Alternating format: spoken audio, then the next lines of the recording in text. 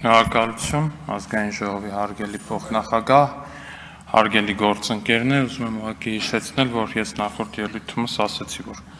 10 րոպեանոց ելույթների ժամանակ կոնկրետ մարդկանց եմ անդրադառնալու, ընդդիմությունը ոնց որ միշտ փախացա մեն Թագուհի Թովմասյանն է այստեղ։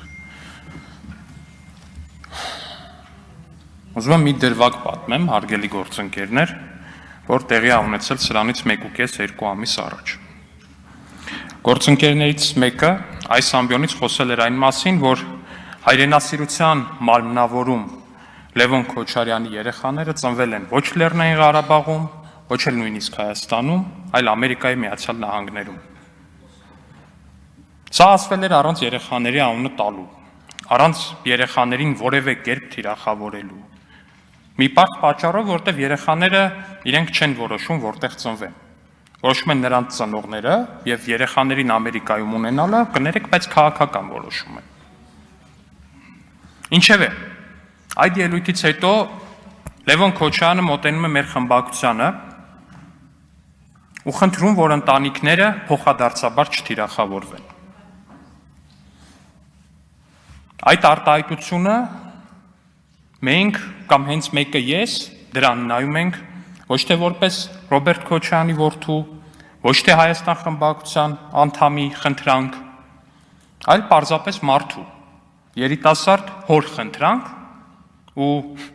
մեզ հատուկ միամիտ մարդազիրությամբ ընդունում ենք։ Այս դեպքից ուղիղ մեկ ամիս անց հայր եւ որդի Քոչարյաններին սպասարկող հայտնի տերտերի աջակիցները թիրախավորում են իմ 70-նանց մորը։ Շրջափակում, իմ հասցեին վիրավորական արտահայտություններ անում, ամեն կերպ սադրելով, որ սկանդալ ստանա։ Քոչարյանի բոլոր լրատվականները, անխտիր բոլոր լրատվականները, վիրավորական ու ծաղրական հոդվածներ ու տեսանյութեր են պատրաստում։ Սա այն ամենն է, ինչ պետք է իմանալ ձեր խոսքի արժեքի մասին։ Փորձում եք, չէ՞, ուժեղ տղամարդ առաջնորդի կերպար ստանալ,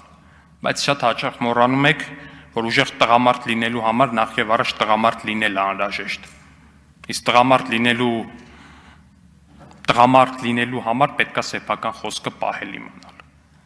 սեփական խոսքի արժեքն իմանալ։ Սրա մասին գիտի յուրաքանչյուր հայ տղամարդ։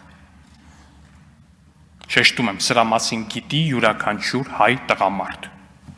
Իհարկե հասկանում եմ, որ ժամանակին Ադրբեջանում Հեյդար Ալիևի երաշխավորագրով կոմունիստական կուսակցության անդամ դարձած Ռոբերտ Քոչարյանը գուցե այդքան էլ լավ չի հասցրել ուսումնասիրել հայ հասարակությունը, ծանոթանալ մեր հայերիս արժեքներին, սկզբունքներին,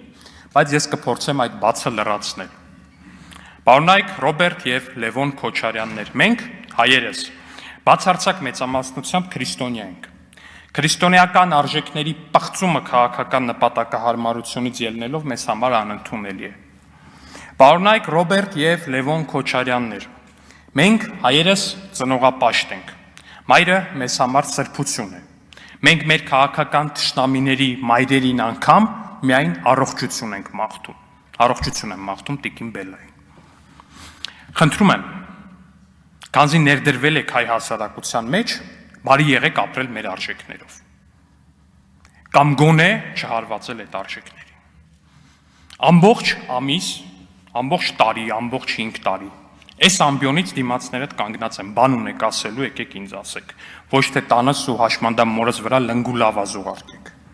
Ուղարկելուց էլ գոնե բացատրեք, թե ինչ է անկերասիրությունը։ Բոլորով միասին եկել են տանս վրա, հետո հեռանցել, դրանից դիմաց թողնելով իրենց գաղափարակից եղբոր անշնչացած դին։ Խոսքը այն հայտնի սատկած մկան մասին է։ Անկեղծ եմ հարցնում, խեիք ձեր ընկերոջը թողել, վատ ընկերեր, իրար հետ չէիք սերնաց ու գողանում, իրար հետ չէիք ծակերում թաքնվում, երբ ձեզ ինձ հետ բանավեճի էին կանչում տարբեր հեռուստաալիքներում։ Ոնց կարելի է այդ աստիճանի ուրանալ ընկերությունը, ոնց կարելի է այդ աստիճանի ուրանալ իրար հետ անցած ճանապարհը։ Մի ուրիշ բան էլ։ Հենց լկտի արշավը, որ սկիզբը առել, Լևոն ու Ռոբերտ Քոչարյաններին սպասարկող տարատեսակ լնգուլ ավազի կողմից, այդ արշավը շարունակվում է այսօր ու շարունակվում է հնարավոր ամենալկտի թիրախավորմամբ ու այստեղ թիրախավորվում է ոչ միայն իմ անձը, այլև թիրախավորվում է կոնկրետ հանգամանք, հանգամանքը այդ հետևյալն է, հարգելի գործընկերներ,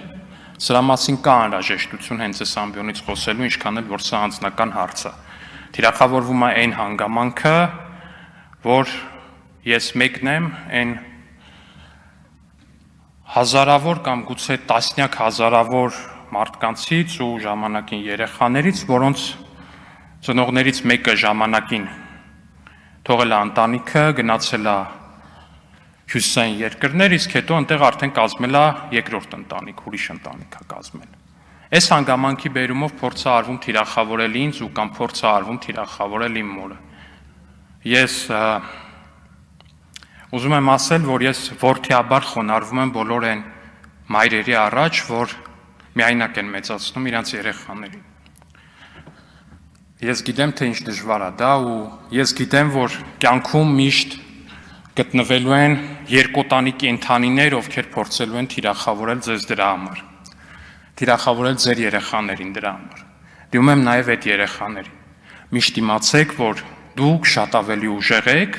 քան ինչ որ երկոտանի կենդանի, ով մշտապես ու ցանկացած պարագայում փախած է մնալու ձեզանից ու այլ ասելու բան չի ունենալու, քան դրա թիրախավորումը։ Դուք ուժեղ եք ու դուք ձեր կյանքում կկարողանաք հասնել ամեն ինչի։ Ու ես ձեզ խնդրում եմ, որ դրան հասնելուց հետո արժանի զավակ լինեք ձեր մայրերին,